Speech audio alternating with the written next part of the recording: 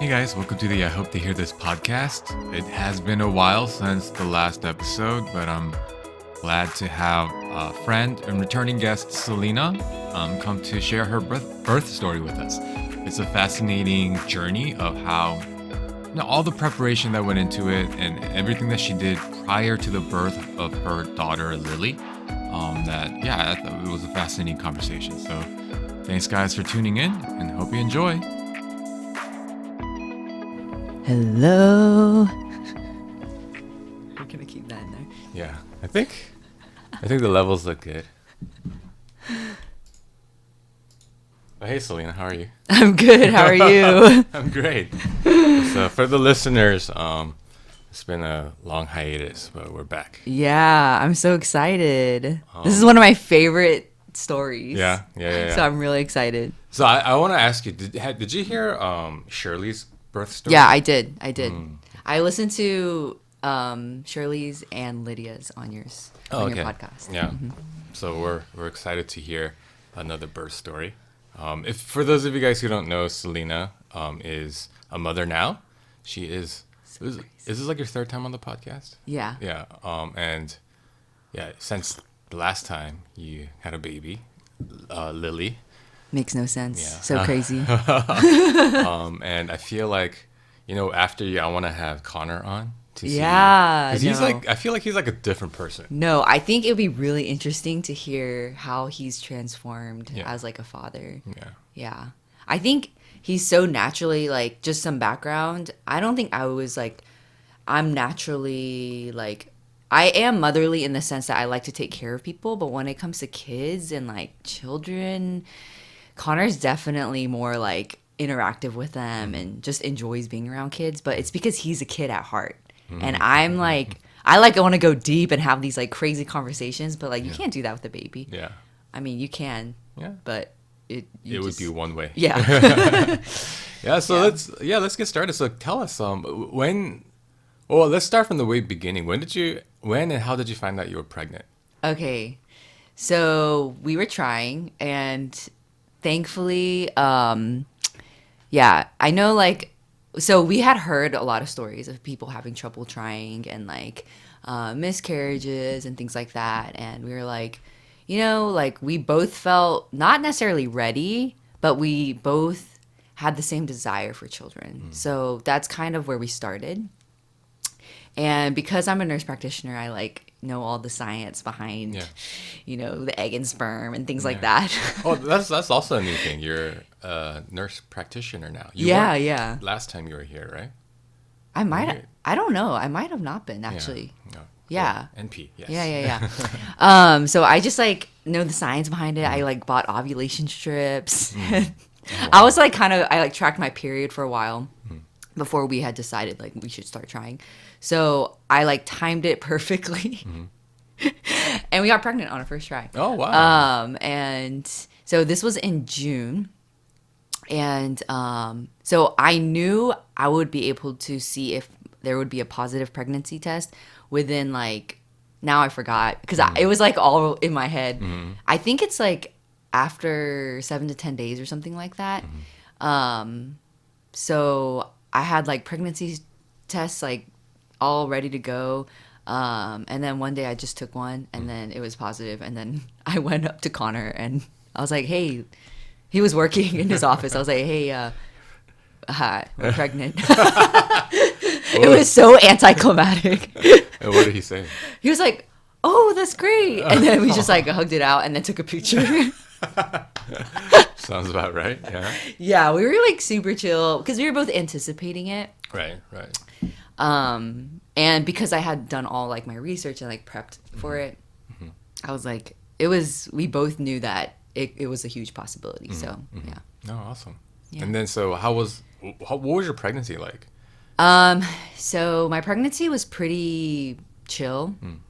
My first trimester though was probably the worst. And then near the end of my third trimester was pretty bad too. So my first trimester, I didn't have a lot of motion sickness. Or not motion sickness, morning sickness. Is that, yeah, morning sickness. You can have both, right? Yeah. Sorry. Morning sickness. I got a lot of fatigue. So I'm like a go-getter. Like I love moving around. I love like multitasking, doing like so many things all at once. I can fit in like 3 different things in one day and like be completely fine. My capacity level is really high. And mentally, it's because mentally like just strong, you know? Yeah. Yeah. But during my first trimester, for sure, I could not get past my body. Like there was never a time in my life where I felt like my body was a hindrance to me in this way. Oh, wow. And I would go to work, see my patients. I hope none of my employees or employers listen to this, but I would go to work, see my patients, do all my charting within like 30, 45 minutes. Like I would like power around, like bam, bam, bam, I tried to talk to my patients. And then I would sleep in my car. And even if it was like super hot because it was the summer-ish, I like blasted my AC and just passed out in my car. Oh, wow. But that's one thing, like just knowing a lot of different pregnant people and seeing like the full range of like people who are just in bed the entire 9 months Yeah. to like people who are just kind of like, oh, it's whatever. Yeah. I'm like now starting to wonder, how do people who work do it? Because No, even I with don't know. Shirley, the first trimester, she was just like, I'm trying to think back, like how did she actually, get her work done and all that? No, I don't know. Because also you're like trying to hide it. Yeah. So you can't like tell people, oh, I need a break. Right. Like you just have to keep functioning the way you normally function. I mean, you can be like, oh, I'm sick. And yeah, but I for sure had to hide it. And my doctors, because I remember once I told my doctors I was pregnant, I told them that like I was suffering the past 3 months. And they were like, oh, like you seem fine to me. And little did they know I would just go to my car and knock out. It was pretty rough. So that was my first trimester. So sorry, was there a reason you wanted to keep it? I mean, traditionally, people usually don't announce it the first trimester, right? But yeah, I think it's like backtracking if something happens. So if if you get a miscarriage or something like that, it's hard when you've like shared it with your whole world and then you have to backtrack and tell them that the baby's not coming. Right. But personally, so I did tell my like close friends, most of my close friends, and I actually waited to tell my parents because I didn't want to backtrack with my parents. Yeah, that would be rough. Yeah. I would rather just bear it for myself. Yeah. But the people that I like walk with and like do life with, I told them pretty much immediately. So, I mean, did you ever, because the dilemma I see you being in is not being able to function at 100%, but you don't want to tip off your bosses, right? So did you ever consider like just at least telling them and saying, hey, like, I'm not trying to tell everybody, but you didn't? No, I didn't, because it felt weird to me that I would tell my bosses over my parents. That's right. Like that felt a little off. Yeah. And if I could just make it just these 3 months, then it would be okay. Wow. That's like such a nuanced like situation you have to like navigate. Yeah, it really is. Yeah. Especially for people who have it like really difficult. So if I was very nauseous, so it was more fatigue. So I just had to like keep my eyes open and try my best. But if I was like really sick and I was throwing up and I wasn't able to function at all, then I think I would have had to say something, because then it's at that point I really can't do my job. Yeah. But I was still able to get by, even though it was really tough. Did you do caffeine while you were pregnant? Yeah, I drink like a cup a day. Yeah. Is that your normal amount? Okay. Yeah, I usually don't drink more than a cup a day because I'll like start jittering and not be able to go to sleep. Gotcha. Oh, wow. So, and then after the first trimester, then was it kind of like, did you feel more permission to kind of be fatigued and all that, or were you functioning at 100% by then? So yeah, so basically after my first trimester, after like my 14th week, I was back to normal. So I could do everything I was doing before, and Connor and I ended up going to Korea during that trimester. we did. Yeah, I felt like a normal human being at that point. I was just getting bigger. And then my third trimester, Connor and I went to Cancun. Connor and I and Lily went to Cancun for our friend's wedding. That was kind of tough because even though the plane ride is only 2.5 hours, my back was hurting a lot at that time. I ended up getting physical therapy with one of my friends, Ben Chong. He was really helpful. He helped me like stretch out the muscles that needed to be stretched out. And I mean, I did like 2-hour-long sessions with him, and it saved my life. Oh wow! And but other than that, the most uncomfortable part of the third trimester was going to sleep. Like you turning from one side to the other is awful. It's the worst. And I'm a belly sleeper. Yeah, I love sleeping on my belly. Oh, wow. Yeah, so I just felt completely uncomfortable, like near the end of my second trimester and then the third trimester during sleep. Yeah. Wow. Do you think they have like, you know how like they have massage beds where you can put your face? Yeah. Do you think they have anything like that for like, sure pregnant women? I'm sure they do, but I don't think I would have. I don't know if I would have wanted to, like, lay like that. I feel like the gravity would feel weird. Yeah. I don't know. I'm trying. I kind of thought about it because I'm a belly sleeper, but I don't think I would like it. If there's like a little mesh thing that's like supporting the belly, no. Maybe. Oh, it's a good thought, right? Yeah, maybe we should look into it. No. Okay. Wow. So wait, but how was it going in Korea while you were pregnant? Oh, it was okay. Pregnancy, it was fine. Well, actually, what's interesting is I love Korean food. Like, that's my go-to food. Yeah.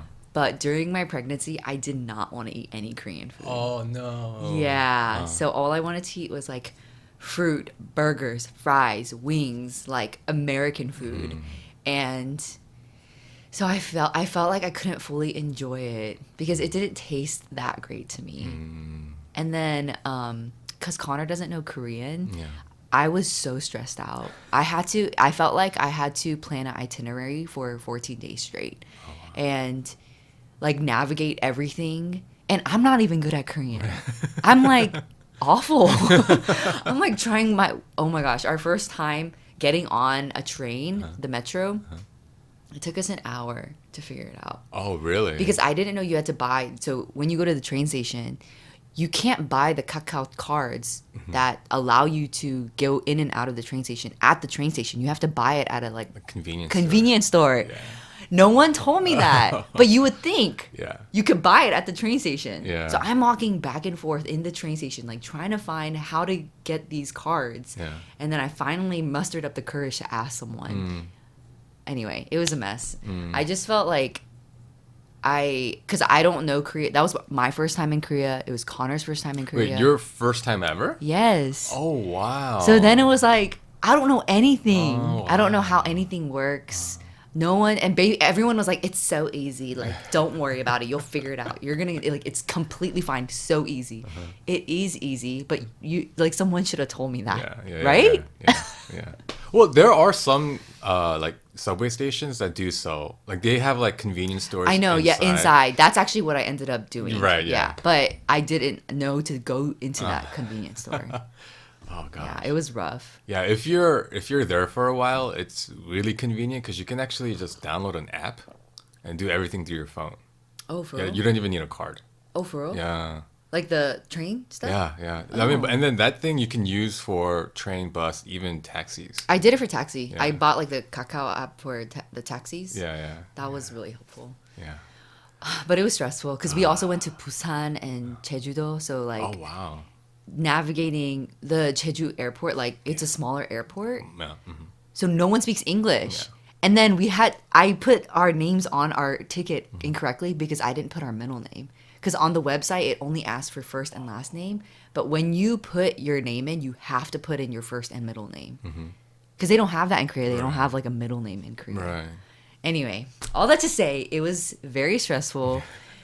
It was a great trip because it was my first trip to Korea. But if I were to go again, I have to go with friends because even like picking out what to eat every single meal was awful. Yeah. I was so upset. Because there's so many options there. Yes, it was overwhelming. Yeah. Yeah. Yeah. Do you not have any family there? No. Oh wow. So you were just like foreigners in Korea. Yes. Yes. No one was telling Oh. me anything. One of my friends lives there. But she was busy like most of the time. So I could only hang out with her maybe 2 days. Yeah. Yeah, that is rough if you know absolutely nothing. Yeah. Yeah. Well, I mean, but I feel like you have enough knowledge to go back. Oh and yeah. be, That's true, yeah, but I still don't think I would want to just go with me and Connor yeah. And just for those of you guys who And don't know, Lily. Connor's not Korean at all. so that's why he doesn't know Korean. He knows like Korean food names and that's it. Right. Yeah. Oh wow. Okay. So I mean, do you think being pregnant and being stressed out like that must not have been a pleasant experience, right? Oh, it was short lived though. I mean, it was just for the trip. Yeah. But I mean, I still enjoyed it. It was just not ideal for my pregnancy and my first experience in Korea. Yeah. So, Well, yeah. was that plan already tripped before you knew you were pregnant, or Was that planned already tripped? was that was that trip already planned?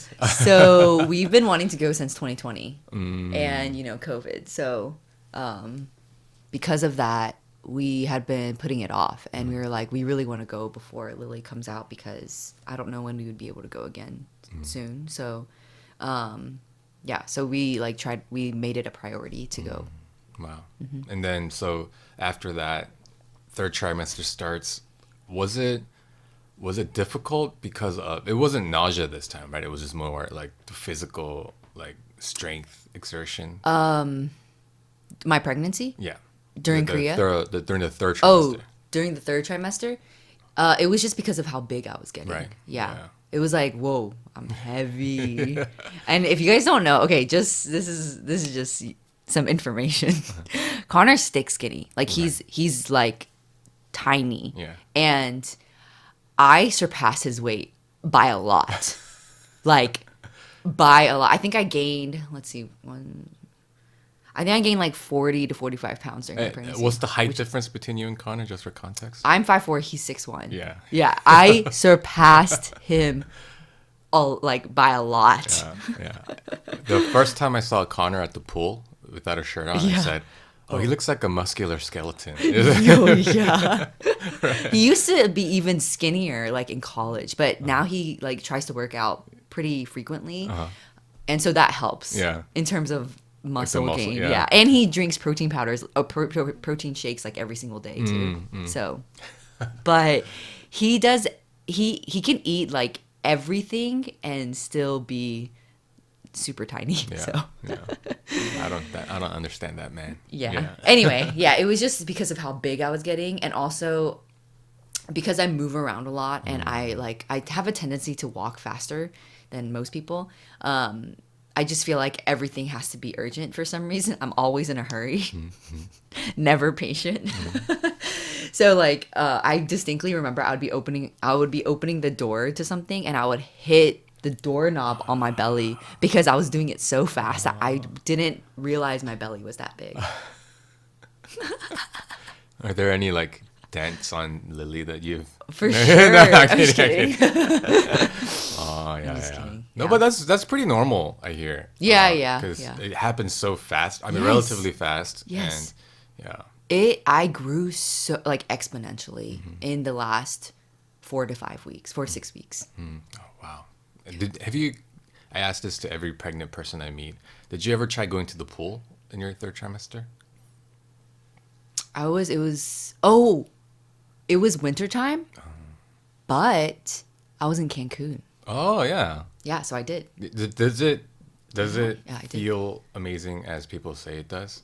Because what I hear and what Shirley kind of has told me is like you go in the water and it's like kind of zero gravity. Yeah. So you feel like you're like pre-pregnancy, like the baby weight doesn't feel as significant. I don't know if I felt like that. Because I don't distinctly remember that. But I could see how people would feel like that. I see. Wow. So wait, how was Cancun? Like, because you obviously you flew there, right? Yes, I wanted to. So typically at weddings, like I'm for sure the one on the dance floor Right. going crazy, 1000%. I was so sad because I really thought I could, but I could not. I think I was 32, 33 weeks pregnant at that time. And I really wanted to go ham on the dance floor, but it's like, it was crazy. Like the belly going up and down, Yeah. not ideal. Yeah. Oh, gosh. But it was fun because it was like all of our friends. Yeah. It was the plane ride was a little bit difficult. I had to put like a towel right at my back because I was still having back pain at that point. But I had done a lot of physical therapy with Ben right before. I even had like the circle marks on my back Oh, yeah. because he did that on me, the cupping. Right. Yeah. But then I didn't realize my bridesmaid's dress revealed my back. So then I had like these cupping marks as I was like walking down. Anyway, it was great. Yeah, it was hard, but it was great. Yeah. Yeah. That cupping thing, is that like Eastern medicine or is Yeah, that, it's Eastern medicine. It is, right? Yeah. Oh, wow. Wow, you survived a plane ride and the full wedding and the plane ride back while Yeah. you were in your third trimester. Yeah. That's props to you.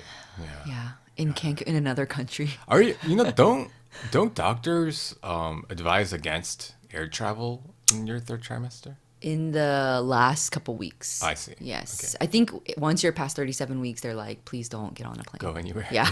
I think maybe it's 36 weeks is the cutoff. But I made sure, actually, so when Connor and I were calculating, we were like, we can't start trying.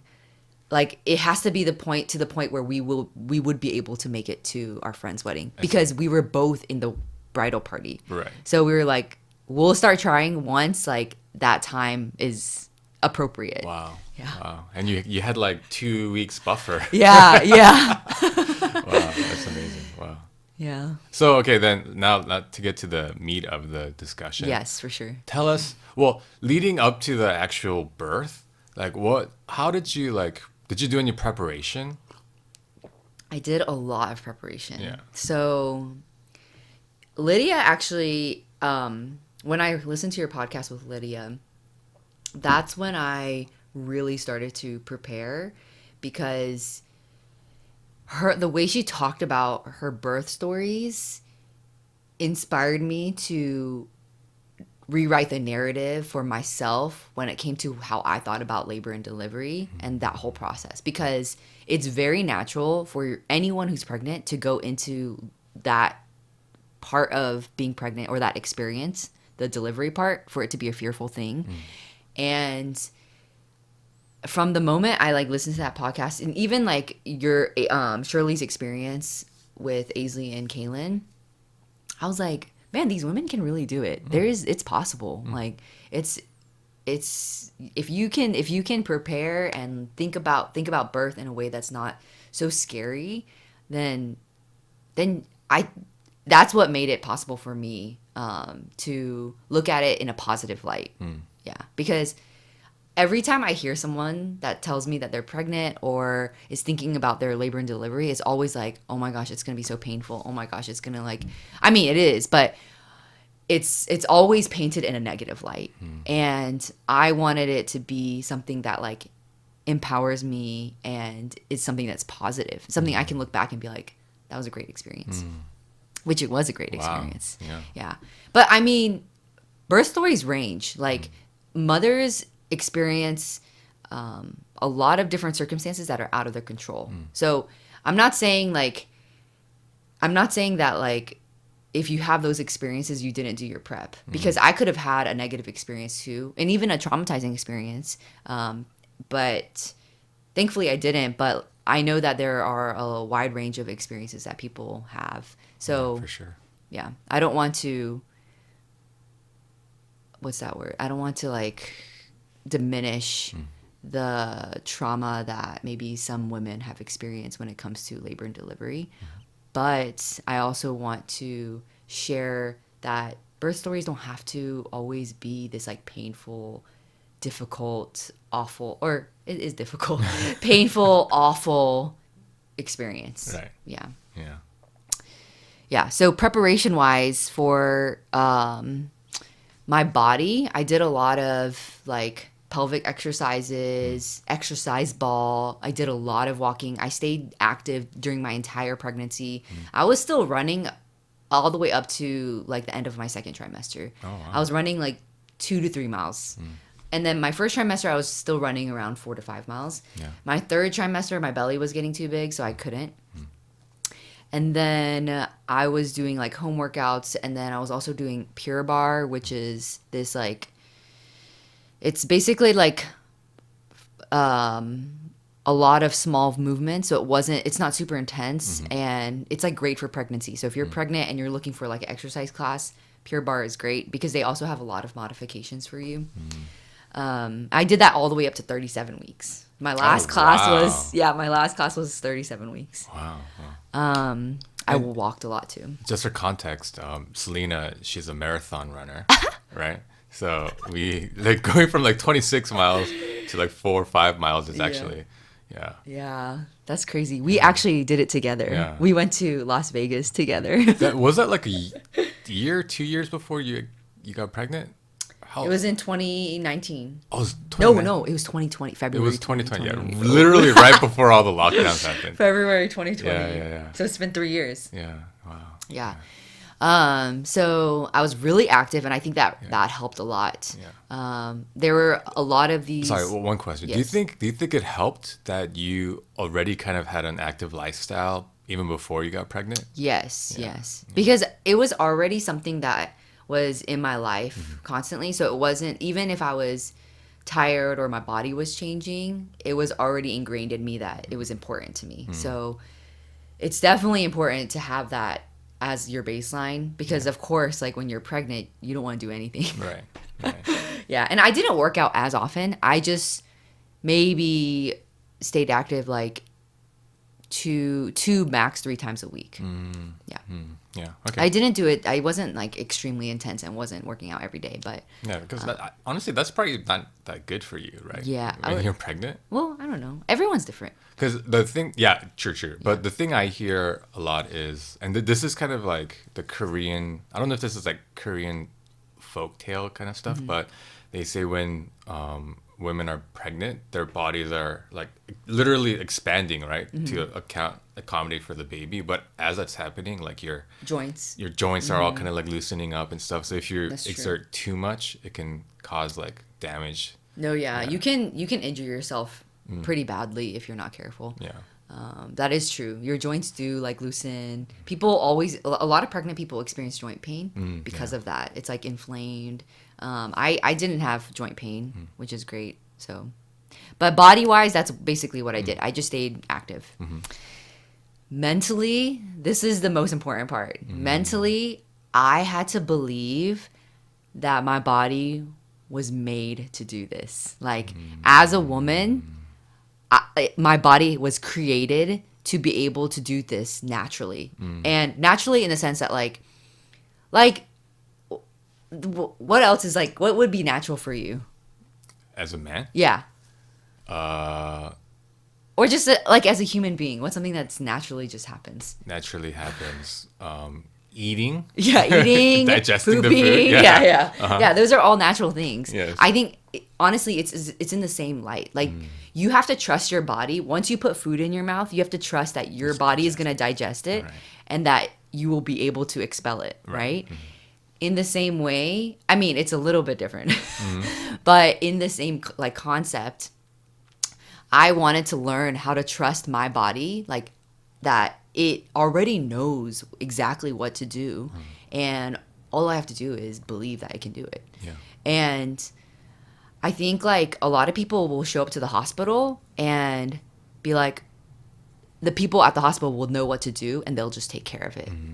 Right? It's like it's like when you get injured, when someone is doing surgery on you, it's not like you have to do the surgery. So you just rely on them because you're like, you just go to the hospital and that's it. Right. In the same way, a lot of women will be like, will think of this experience as like something to be taken care of at the hospital.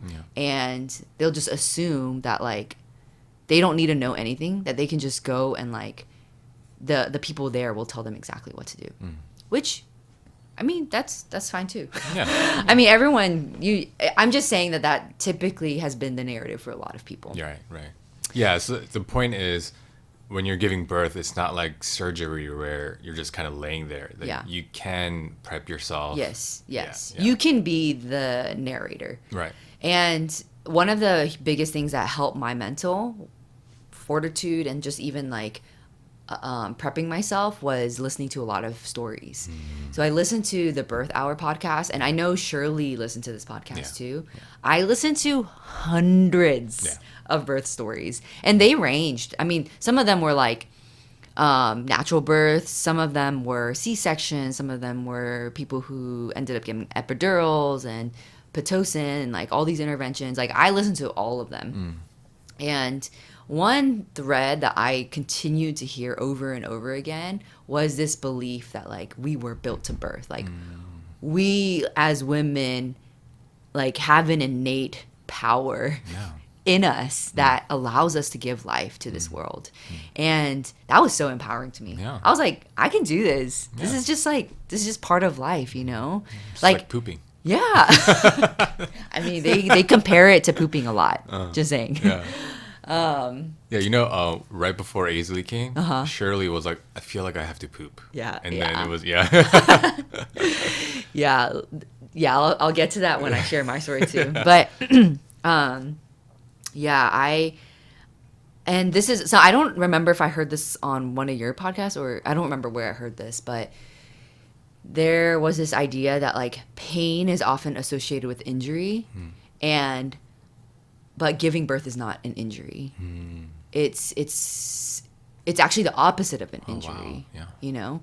And so I actually tried to change up the way I even spoke about pain when it came to childbearing and childbirth, because for me, I didn't see labor and delivery as like an injury. I was able to, because I changed my mind about it, the contractions when I did have them, which I'll get to later, they were intense, but I'd never associated it with pain.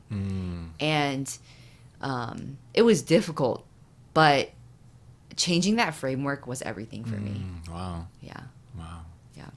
That's amazing.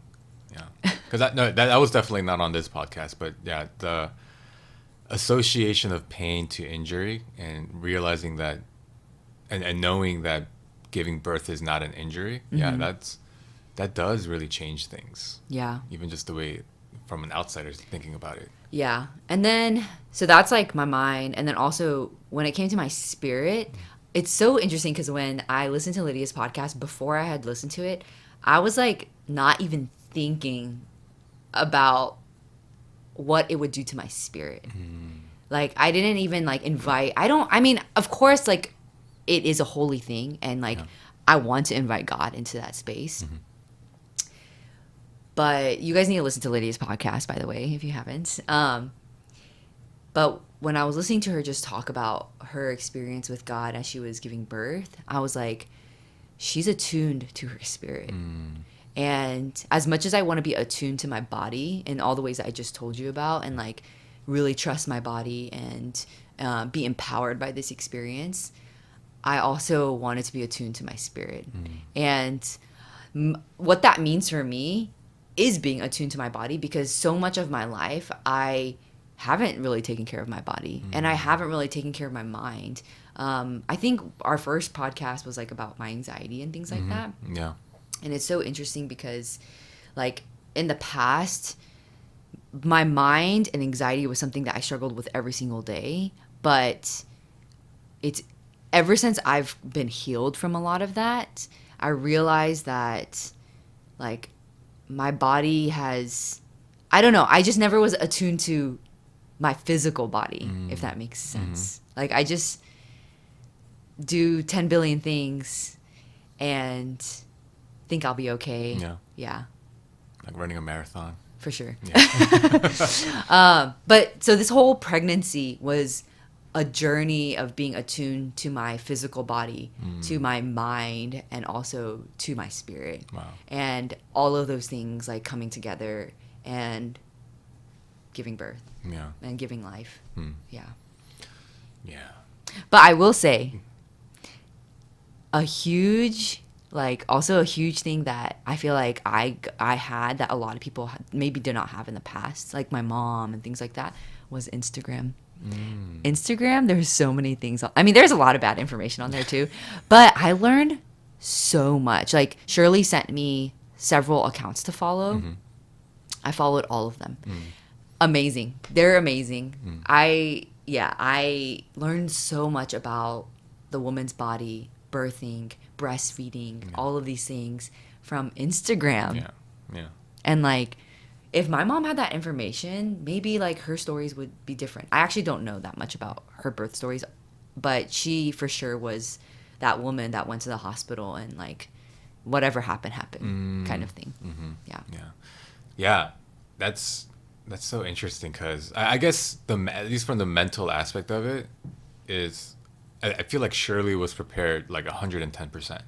You know, like the whole like birthing hour podcast. Yes. I remember she even paid for like the Patreon. Oh yeah. Yeah, she could go back and listen to the old like episodes and stuff. That's so funny. Did you do that too? No, I didn't. But I remember hearing the ads for that all the time. I'm like, why would anyone? I'm just kidding. No, yeah. Because you can be part of a group too, like a community. Yeah. Oh so she for her, like she's such a pessimist that she's like, I just need to know what the worst case scenario is so I can be ready for it. So she was like mentally all the way there. But to hear kind of, and also Shirley like worked out as well. So I think bodily, like physically, she was ready too. But I think the spiritual part, I don't know how much preparation she did. But yeah, hearing you and Lydia's stories, there's so much on the spiritual side that I think women can do to like.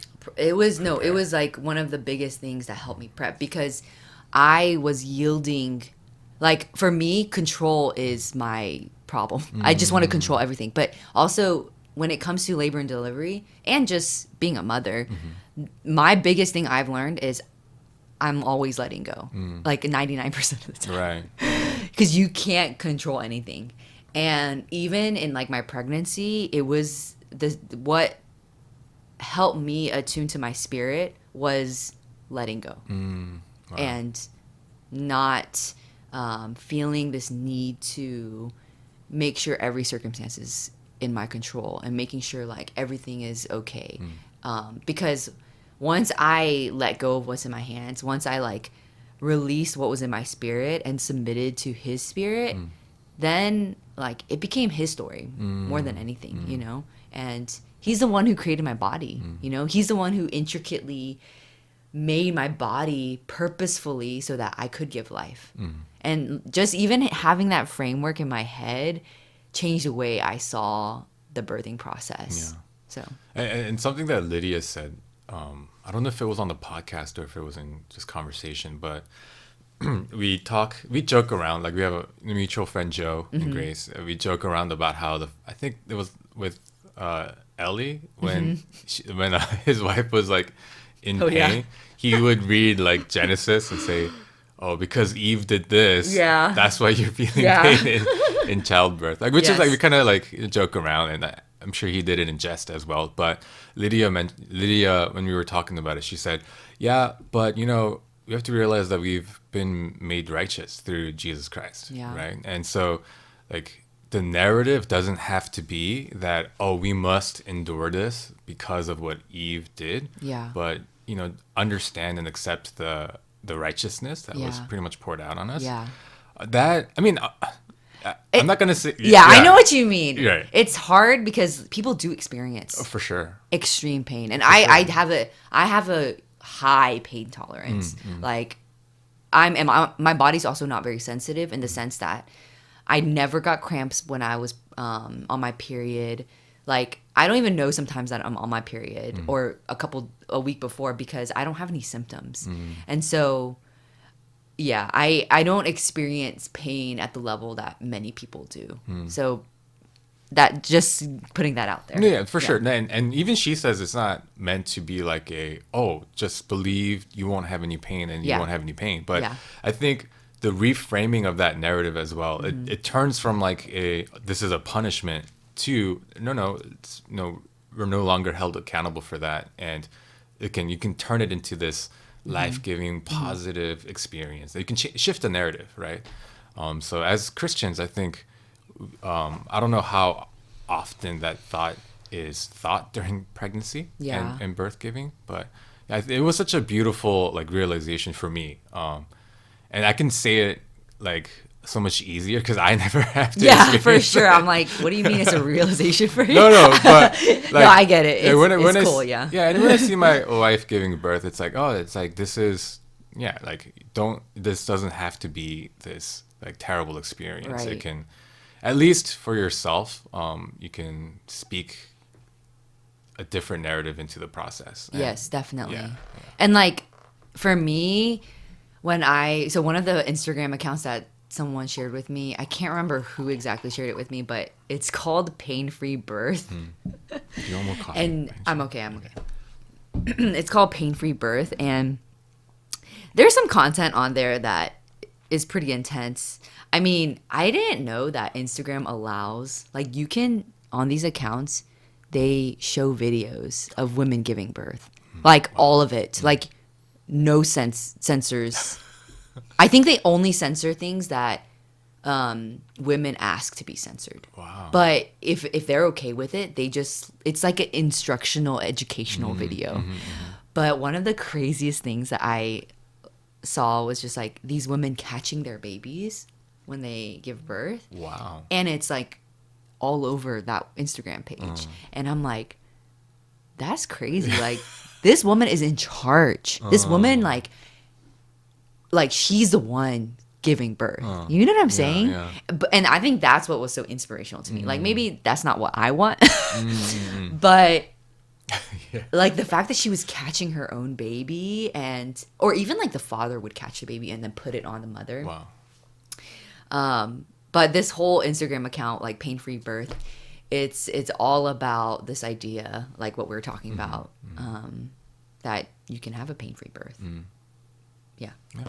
We're not saying that it's impossible, but it's probably not going to happen to everybody. Yeah, for sure. Probably not going to happen to everybody. Yeah. And I don't know. We'll go into this, but I honestly think I came as close to a pain-free birth as I probably could have. Wow. Yeah. So tell us about it. Okay. What happened? It's so exciting. Yeah. All right. So this is one of my most favorite stories to tell. I'm like smiling so hard because it's such a fun and beautiful experience. I know that a lot of people don't have this experience. So first off, Connor and I chose to do a hospital birth. Because I was listening to the Birth Hour podcast and because of Lydia, I was flirting with the idea of doing like a birth center or even a home birth, but I also am a medical professional. Right. So I do know all the things that can go wrong. I will say I don't know everything because I'm like in cardiology, which is the heart. I know nothing about like kids and stuff like that and labor and delivery. I learned a lot through Instagram, but we chose a hospital birth. One, because Connor and I are both very logical, so we were like, oh, if something goes wrong, we'll have everything we need. That's one thing. Two, I didn't want to explain to my parents like that I'm gonna be giving birth in my house. Because they would be visiting me, of course, afterwards. But you know what? In the end, it's my choice, right? And I felt the most comfortable and the best in the hospital setting. And culturally, that's such a funny situation. Yeah. For them, for our parents' generation, they were probably born in houses. Maybe a little bit past that. Maybe, yeah. Yeah, maybe like our grandparents definitely were born in houses. No, I think even our parents' generation is possible. Actually, you might be right because in Korea they probably utilized midwives a lot. Yeah. And then especially like rural areas. Exactly. Yes. Yeah. If you're not in Seoul, probably not a lot of hospitals. Interesting. I'm gonna ask my parents You where should. they were born. I Yeah. know they were born in Korea, but I don't know like in what kind of setting. Yeah. That is actually a really interesting question. Yeah. Because if they were born in the houses and then they're like, oh, technological advancement, I can give birth in the hospital. Yes. And then like, you're like, I'm gonna go back to the house. Yeah, but you know what? It's possible. You know, yeah, for like sure. home births are possible. Yeah, Lydia was humble. Yeah. And one thing that I really wanted from my birth was that it would be quiet. Quiet, dark, safe, like just I wanted to be at ease, very comfortable. And a lot of people opt to do it in the home because in the hospital setting, they have a tendency to turn on all the lights. There's tons of nurses that come in and there's like just so much commotion around. So a lot of people, when they're flirting with those ideas, when you think about the space that you're going to be giving birth in, that's super important. Yeah. Because for me, I wanted all of those things. And I went into the hospital thinking, okay, I'm going to be in charge. Like I'm going to tell the nurses what to do. Yeah. And I felt comfortable with it because I already had a plan in my head. Yeah. Okay, so backtrack. I was 40 weeks and 3 days. No, I was 40 weeks and 1 day pregnant. Yes. And so she didn't come on her due date, which is fine. A lot of people, like their first pregnancies, the baby doesn't come on their due date. But Aisley and Kaylin came early, right? Yeah, both of them came 37 early. weeks? Yeah. Man, that's crazy. And then I had a scheduled appointment with my midwife on that day, 1 day past my due date, and she checked my cervix. So you have to be 10 centimeters dilated and 100% effaced to give birth. Most people don't start widening and effacing or thinning out their cervix until they have contractions, until they're in labor. When I got to my appointment, she checked me, and I was 3 centimeters dilated and 70% effaced. And I was thinking about doing what was called like a membrane sweep. So if you don't know, a membrane sweep is like separating the membrane from I'm like in the video trying to show. It's just like a separation in the past the cervix to get labor started. And because I was already past my due date, I was like, okay, let's just try it out. Now this is a form of labor induction. Just FYI, but it's just without medicines.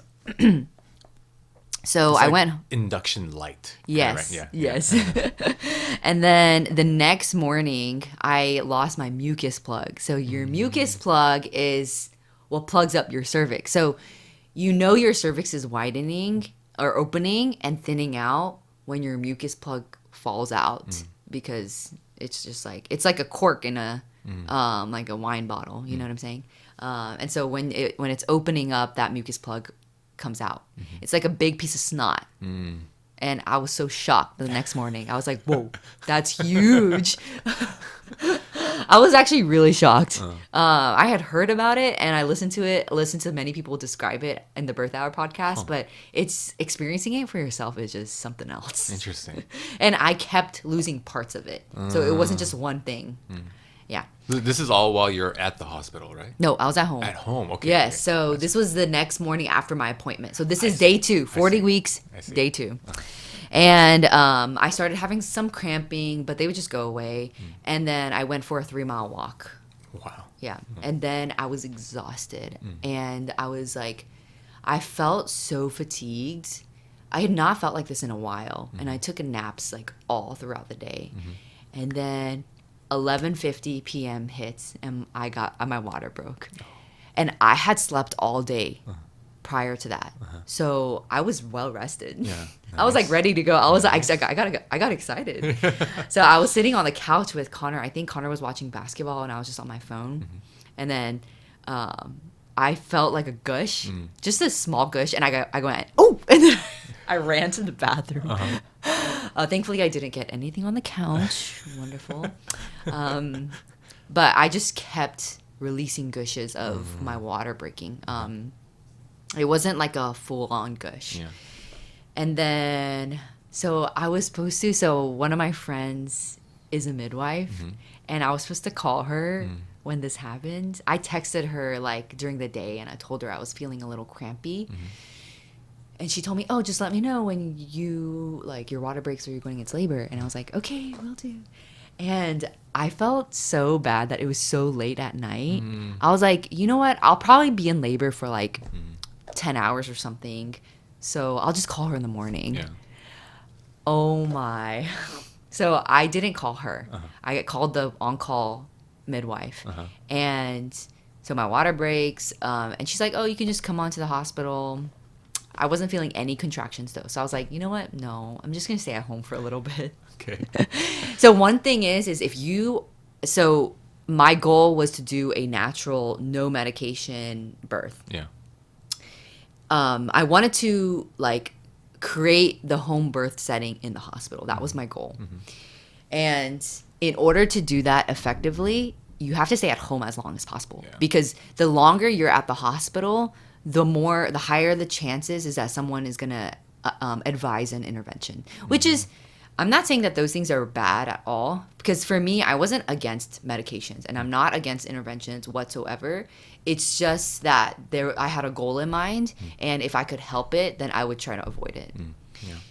But the longer you're at the hospital and people are waiting for you to give birth, the more likely they're going to be like pushing you to choose an intervention, Right. especially if you don't have a plan, especially if like you don't know what your options are. And one of the biggest things that like preparation wise is I knew all of my options. So if something happened to me, if there was an emergency, if my labor was taking longer than it should have, I knew that there were certain options that I could choose and opt to do that wouldn't like lead straight to the big interventions that could like make me sick or the things that I was trying to avoid, which is like a C-section, if I could avoid it. Anyway, all that to say, I lost my train of thought. No, so your water broke.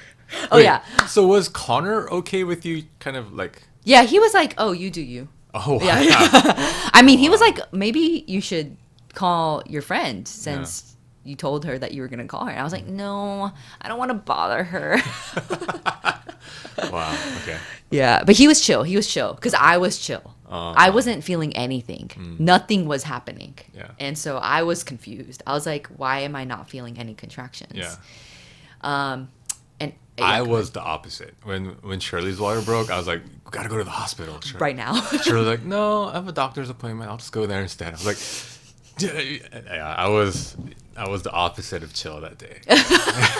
She's like, let's stop by Panda Express. No, yeah, literally on the way at the doctor's appointment, they were like, yeah, go to the hospital. And Shirley's like, yeah, we'll grab some food. Because who knows? Yeah, thankfully I had just eaten dinner and everything, so we were like, I was like good to go. Yeah. I was like, no, I'm just gonna like get on my exercise ball, like do a little bit more like pelvic exercises. Okay. So an hour and a half passes and I'm like, okay, maybe we should just start getting ready. And I'm like making sure we got our bags packed. I had my bag packed. Connor had his like somewhat packed. I like had my list, got everything. We got everything in the car. It takes us 30 minutes to get to Northside Forsyth. So I chose that hospital because of you guys. Oh, yeah.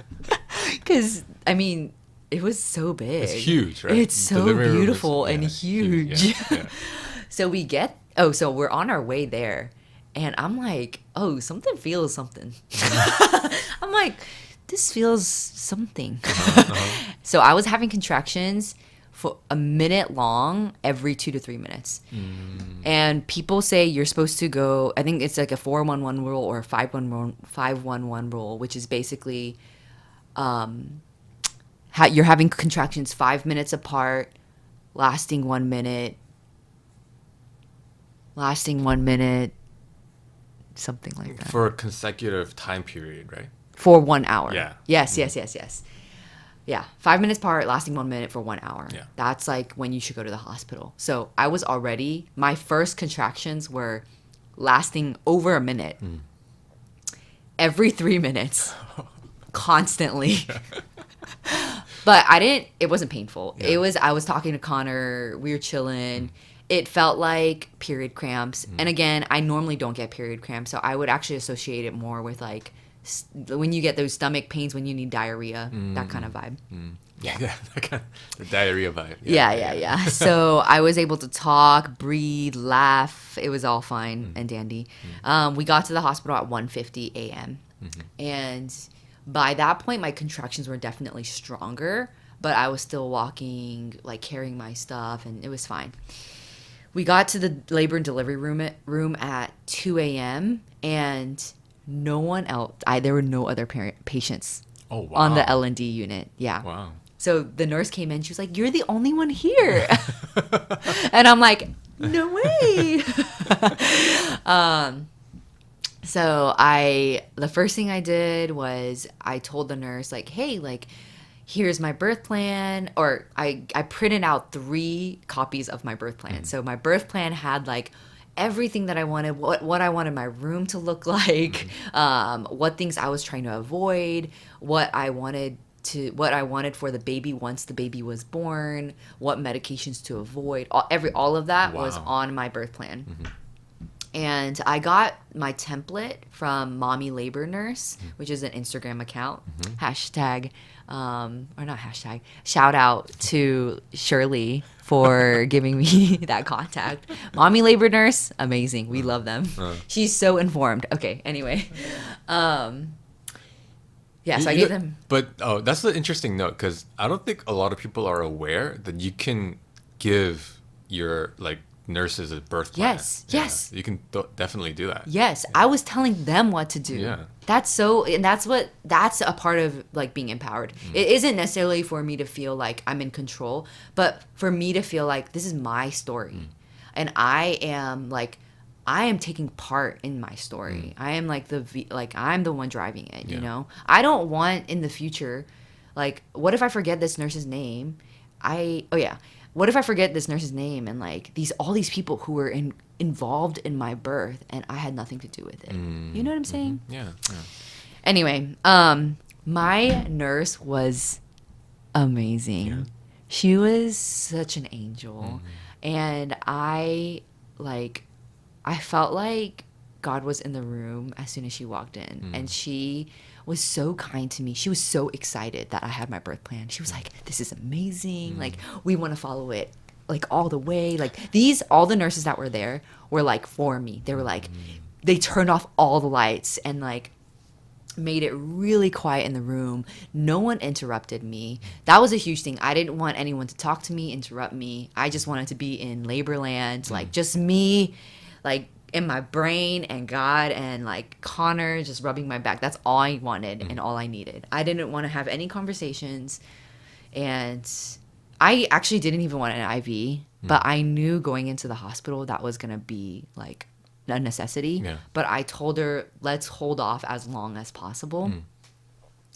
I did end up getting it like pretty soon, because when she checked me, so the nurse, once I changed and I was getting settled in, she checked my cervix, and at that point I was 6 centimeters dilated and 80% effaced. So I was almost there. Yeah. 6 to 10, that's pretty quick. Yeah.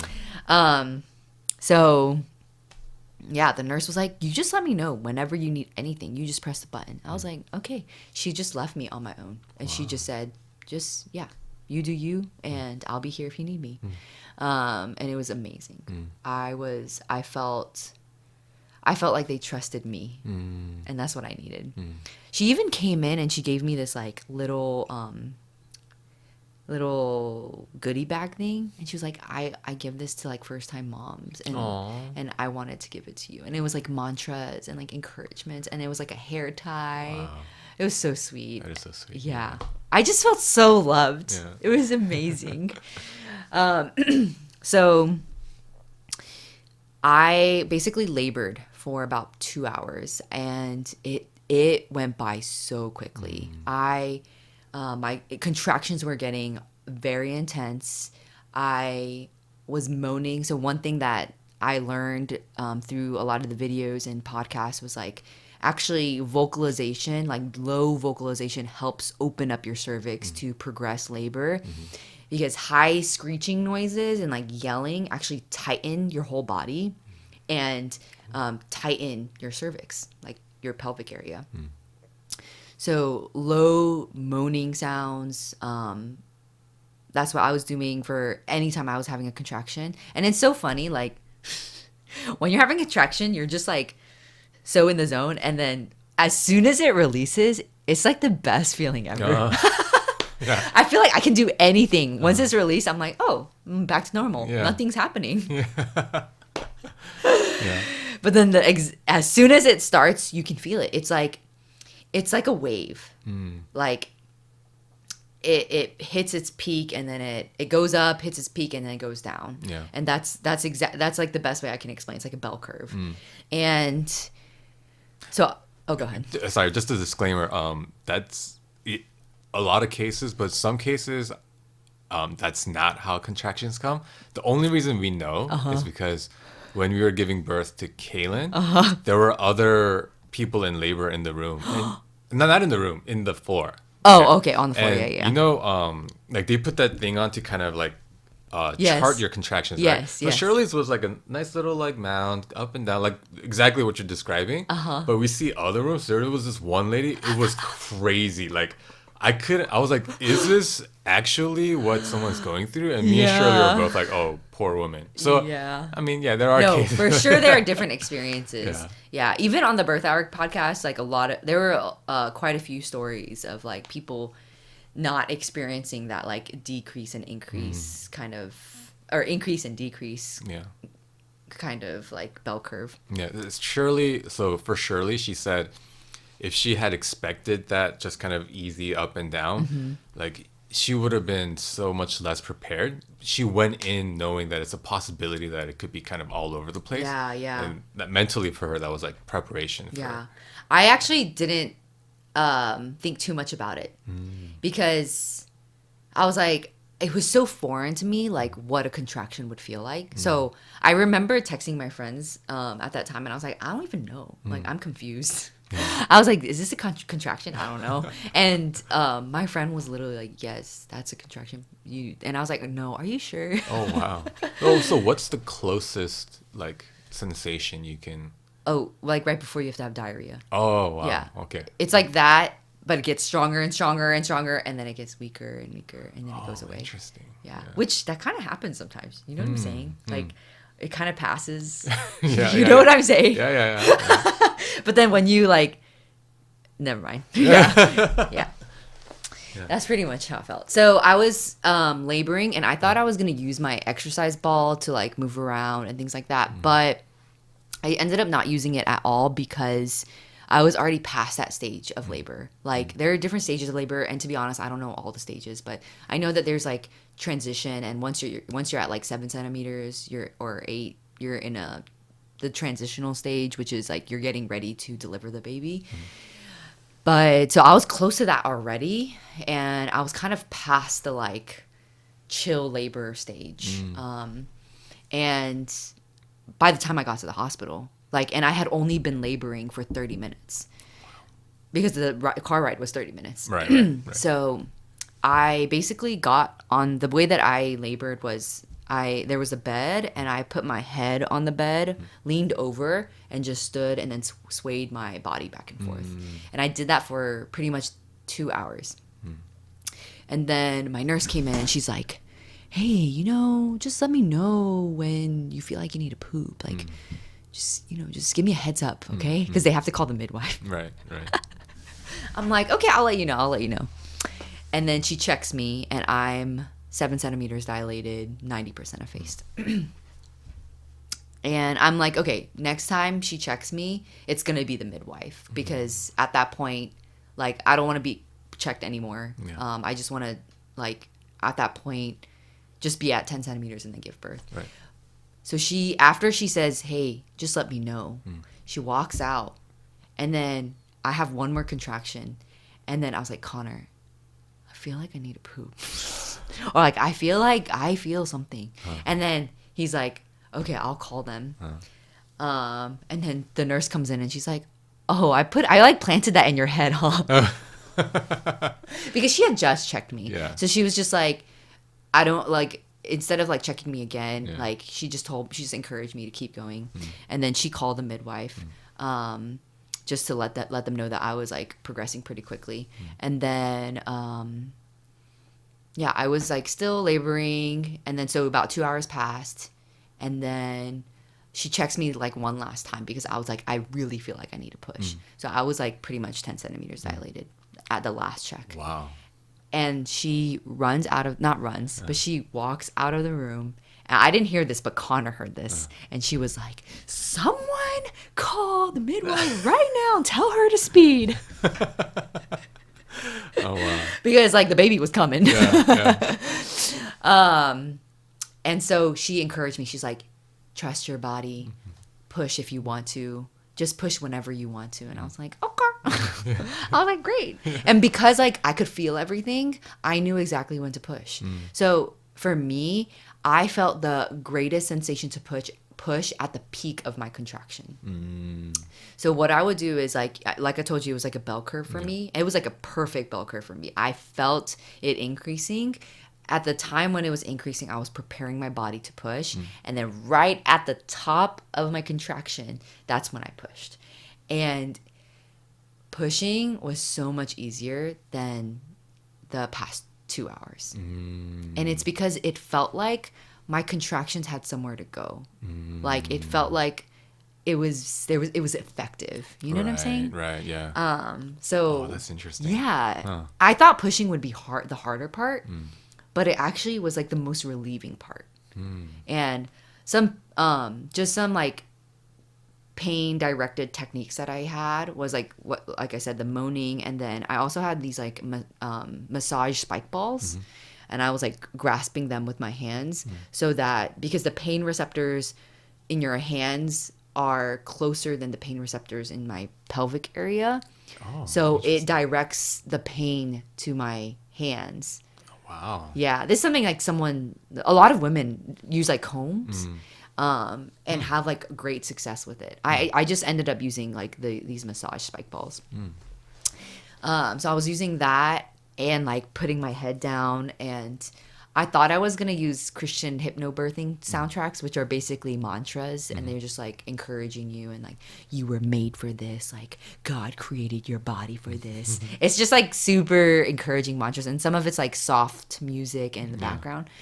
But I was so past that stage. Like I was in the stage of like, let's do this, not in the stage of like, I need to relax my body. Right, yeah. I did want to relax my body as much as possible. But I wasn't in that stage anymore. Yeah. No, I'm laughing because I can track exactly what Shirley went through as you're saying it. Like, so I know exactly what you mean by this. We got to get this done stage. Yeah.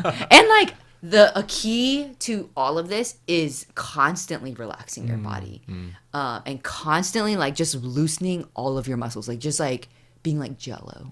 Like that's the imagery I just kept getting. Like I just need to like be like Jello and like let everything just be loose. Because the minute you tighten things up, the minute like things slow down and that kind of stuff. So the midwife comes and she's like, keep pushing, you're doing great. And I'm still in that same position, and she's just right behind me, and like ready to catch. Yes. And Connor literally was like, what if Solina just poops all over her? Because my booty was literally right in front of the midwife. Like it wasn't like a normal birthing position where you're like on your bed and like the baby kind of like but I was like standing over the bed. Anyway, I pushed for like an hour or so, and then the midwife was like, let's just try changing positions and see if that helps. Because I had already been pushing for an hour. This is 3 hours into my labor. Sorry to my friend who was supposed to be giving birth to me. Yeah. Oh, so it wasn't that midwife. It was... It was the one on call. Aww. Yeah, I messed up. I felt so bad. Because I wanted it to be her too. Yeah. But this midwife she was amazing too. Like, the minute she came in, her whole presence was calming. She gave me all the ownership in the room. Wow. She was like, "You're the mother. You got this." Like, she trusted me so much. And like, all she did was encourage me and direct me. And honestly, for me, when people are like, "You got this," like are really intense with encouragement, it kind of annoys me.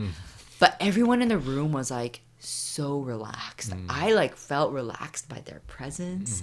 No one was in a rush. Everyone was just like embracing the moments. Yeah. Wow. It was so sweet.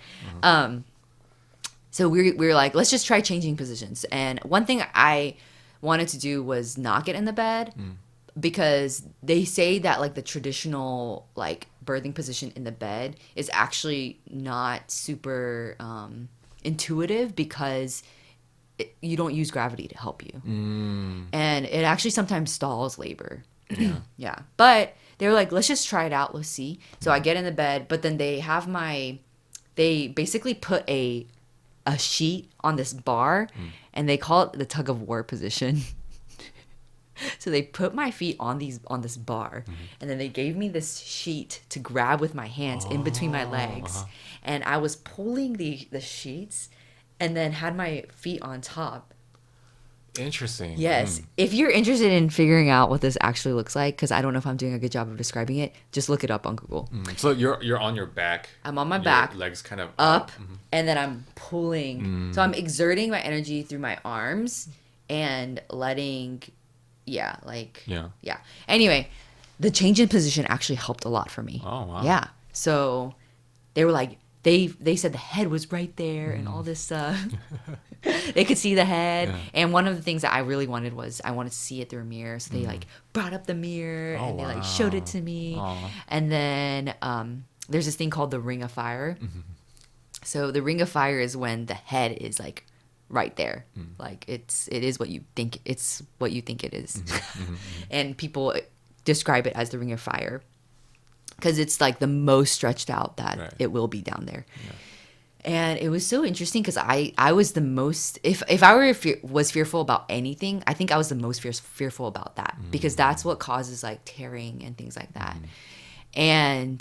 But it wasn't bad. Oh, wow. Yeah. And it was actually really encouraging, because I knew it was the end. Like that, this whole time, yes, I was feeling contractions, but what I was experiencing with the Ring of Fire was different. Like it was a different sensation. And I think I needed something different to be happening in that moment for me to feel like, oh, I'm progressing. Because the whole time, for some reason, I was like, oh, like, am I even progressing? And everyone was like, yes, the head is coming and like all this stuff. And I was like, are you sure? Like, I feel the same. Nothing's changed that much. I'm still like just moaning and groaning. Yeah.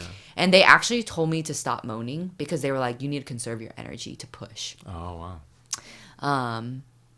And then because they said that, I didn't say anything. I'm like a really good listener. So when someone does, this is why I don't want anyone directing me, because I knew that I would listen to them. Right. But in that moment, it made sense. So I was like, okay, you're right. I should conserve my energy. And so I didn't say like one word. And then like right before the baby was about to come out, it might have been before the Ring of Fire, someone asked me if a student could watch. And I was just like, yeah, I was fine, whatever.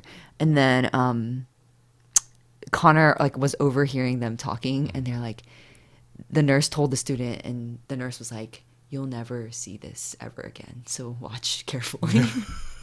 Because I wasn't saying anything. Oh. Like I was completely silent. I was just like you'll never see someone giving birth and not making any sound. And then Connor was like rubbing my back. He literally the entire time, he's like, what do you need? Like, are you okay? And then he rubbed my back for 4 hours straight. Wow. Yeah. Like constant, and that's all I needed. I felt so safe and secure and loved because of that. Like it was so calming. That's what it was. You know when someone just rubs your back and you just fall asleep? Yeah, it was like that. Wow. I needed that. Anyway, so I'm in that position, tug of war, and then I was like, you know what? This sheet is not doing it for me. So I was like, I want to get rid of this. I just hold both my legs. I grab my feet. Oh, wow. Like, you know, like Happy Baby? Yeah. But like, yeah, I was basically in Happy Baby position. Wow. And then with a couple pushes, she came out. Wow. Yeah. Wow. And I don't want to forget my favorite part of my story. Yeah. Because I could feel everything. I could feel every limb coming out. Oh, wow. And it was the most like relieving. It was so special. I don't know how to explain it. I know it kind of sounds gross. No, I think I get it. Yeah. Yeah, it was just like this life coming out. Like I felt her moving and just coming out. Yeah. And I was like, this is incredible. Yeah.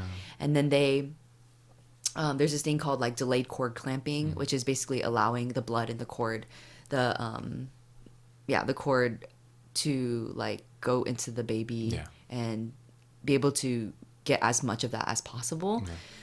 So they let me do delayed cord clamping until it turned white, and then I had her on my chest, and then Connor cut the cord, and then it was great. That's awesome. Oh, and then I hemorrhaged a little bit. I had a lot of bleeding. Yeah, I mean, so did you have to?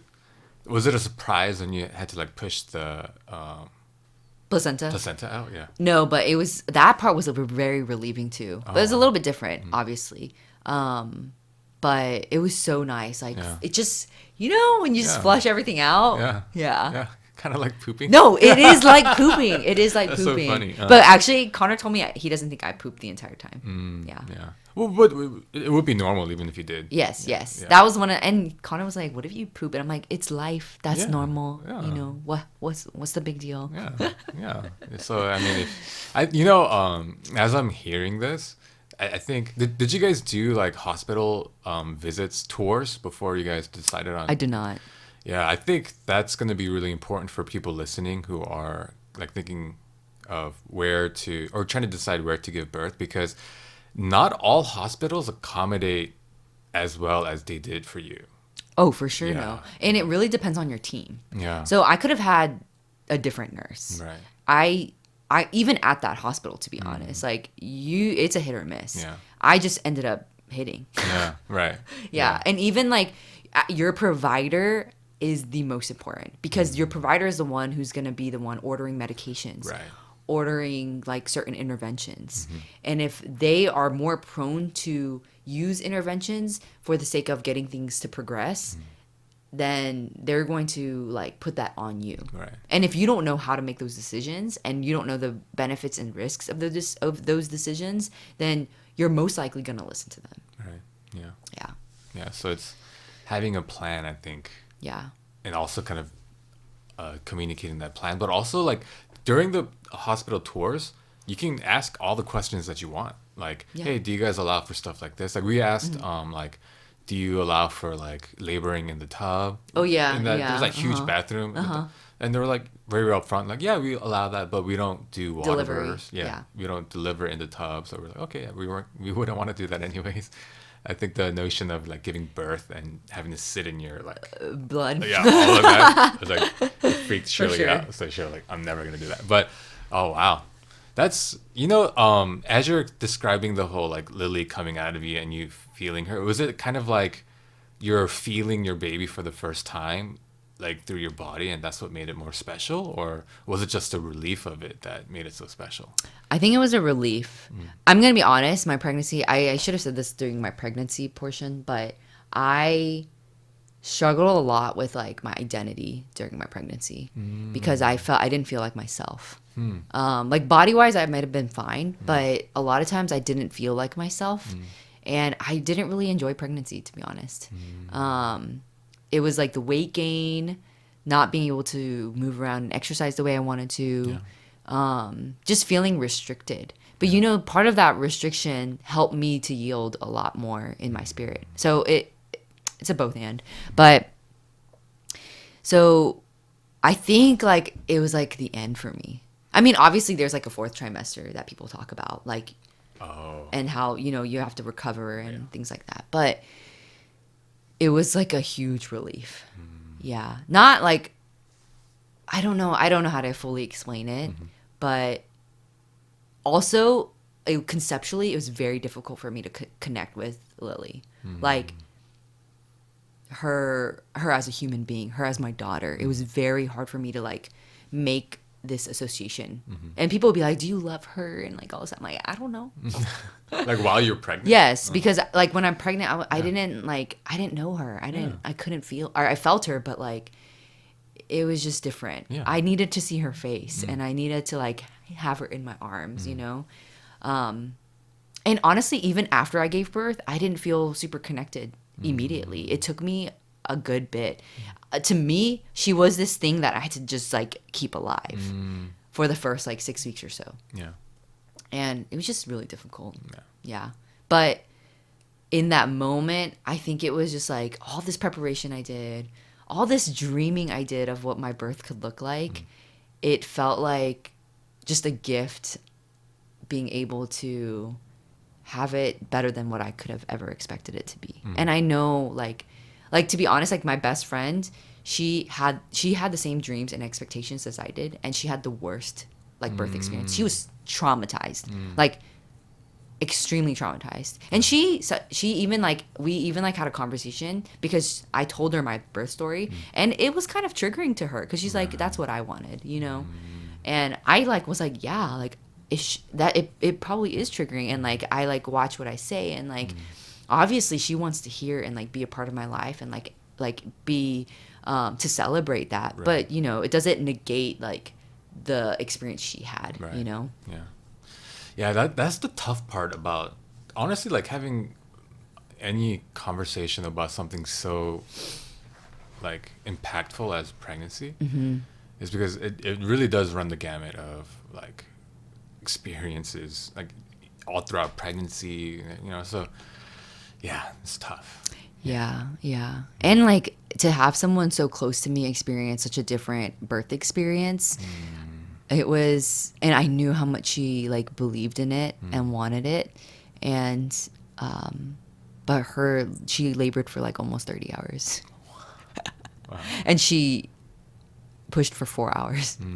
Wow. And this was all with like an epidural too, and like induction and all that. So, and she didn't want it. She tried for 10 hours not to do anything, but it came to a point where she was exhausted. And it's like, that makes total sense. That could have happened to me. And I actually expected my labor to be long. It ended up being 4 hours. Like, yeah. So I feel like it was such a sweet gift, and I don't take it for granted. And I'm like, every time someone asks me about my story, I'm like, it was one of the best experiences of my life. Yeah. That's amazing. Well, I'm glad you shared that with us. Because though I think the biggest part was being able to shift the narrative. And because like even if you didn't have even if you had a really long, painful like birth like experience, the narrative shift was still there. Yes, for sure. Yes. Yeah, so. I think even if I did have a different experience, the preparation going into it would have still changed my experience overall. For sure. Yeah.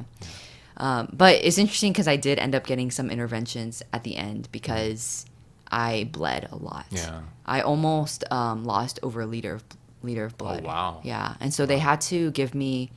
So they ended up giving me Pitocin, which is actually the medication they use to induce you.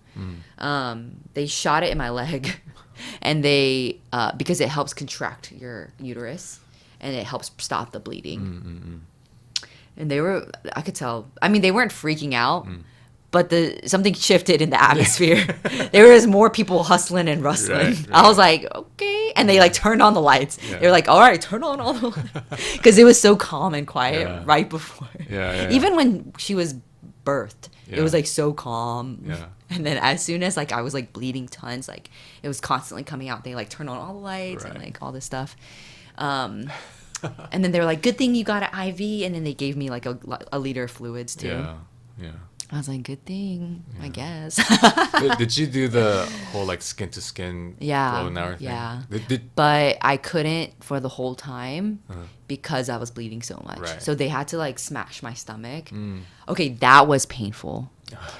So there's a difference between your body experiencing something versus someone literally smashing their hands all over your belly that's already like wishy-washy, like blah, blah, blah, you know what I'm saying? And this lady was hammering on my stomach. Yeah. And I was not okay. Yeah. Every time she had to do it every 15 minutes, or I don't remember exactly, but every time she did it, I braced myself because I was like in so much pain every single time she did it. So That was to get the placenta to come out, or no, it was after the placenta came out and there was bleeding. So my uterus was still, oh, yeah. interesting. Yeah. Oh, wow. And then so the way that what they do when they compress it, it helps decrease the size of the uterus because your uterus is the size of the baby, and it has to decrease in order to stop bleeding. Oh, wow. And the way that you decrease is by putting pressure on it, and then also the pitocin help contract it. Wow, that's so.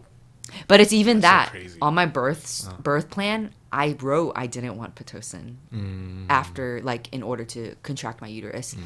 So when they asked me, they like were very adamant about it. Right. It wasn't like we could try this. It was like, no, we need to give this to you. Yeah. Which, I mean, if I was in a home setting, they probably could have still given it to me, but I don't know. I don't know what could have exactly happened if I refused it, but I was okay with it in that moment. So, yeah. I remember, I think for Kaylin, I actually did skin to skin first. Yeah. Yeah, because like they had to like work on her, on Shirley or something. Yeah. I don't know if I'm remembering correctly. But wow. Yeah, it's all gonna blur together, huh? Yeah. But that's amazing. I think people.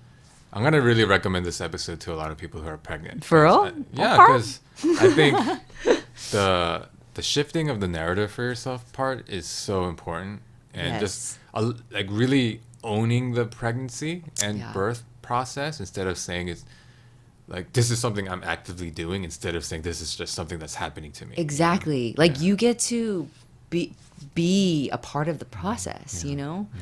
Like you don't just have to go to these like checkups and they just tell you what to do. You can be the one to tell them, you know? Yeah. Like even when I went to my checkups at the OB and midwife people, I told them exactly how I even wanted like pregnancy checkups to go. Like I told them I didn't want any ultrasounds in my third trimester. I did end up getting an ultrasound in my third trimester because I guess she was sizing big or small. I don't remember.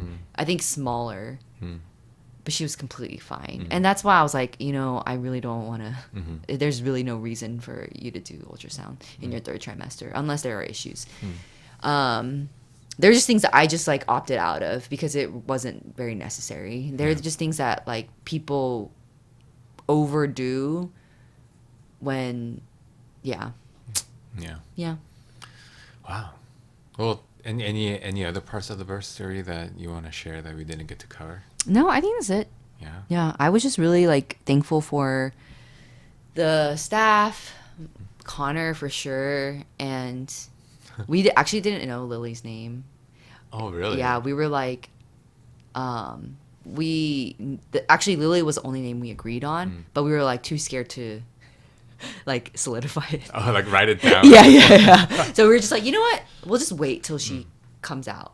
Yeah. Well, what's Lily's full name? Lily Emmanuel Chang. Oh, okay. So I wanted to name her Emmanuel and call her Emma, but Connor said that was too intense. So I was like, it's okay. I was like, fine. Yeah, I remember. Yeah, Emmanuel. Yeah. Oh wow. Yeah. Well, yeah. Thanks for coming by and sharing with us because it was a really. I'm glad. At the very least, you'll be able to share this with Lily one day.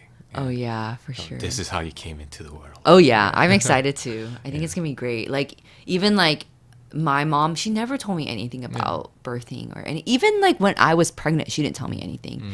And like to have that guidance from a mother is so different, you know? And I like so much of this whole process is changing the narrative for me because even family, the idea of family and like being a mother, and it being like a safe and like empowering place is so foreign to me. Like I always was running away from my family. I was always like I didn't even like understand the concept of motherhood because of my mother, and like being able to be a mother now and being able to create a family that is safe and like a place where they can grow and a place where she can depend on me and rely on me as a parent figure. I feel like that, I don't know, it's so sweet. And it's like breaking off strongholds in the generations that have come before me. And like, I want to be the kind of parent that she can like Lily can talk to me about this kind of stuff. Yeah, I want to be her resource, before she has to go to Instagram or like podcasts. Obviously, like I said, those are great resources, but yeah, I would love to be her first resource. Yeah. And her first discipler and her like, yeah, first point of contact when it comes to all of these things. Wow. Yeah. Well, great. Well, thank you for making the time to come by and being the first episode after my long hiatus. Yeah. And thank you guys for listening. And if people have any questions, can they reach out to you? Oh, for sure. I'd love for you to reach out to Yeah, me. we'll link your Instagram or something so they can reach out. Okay, cool. So yeah, thank you guys for listening, and we'll talk to you guys next time.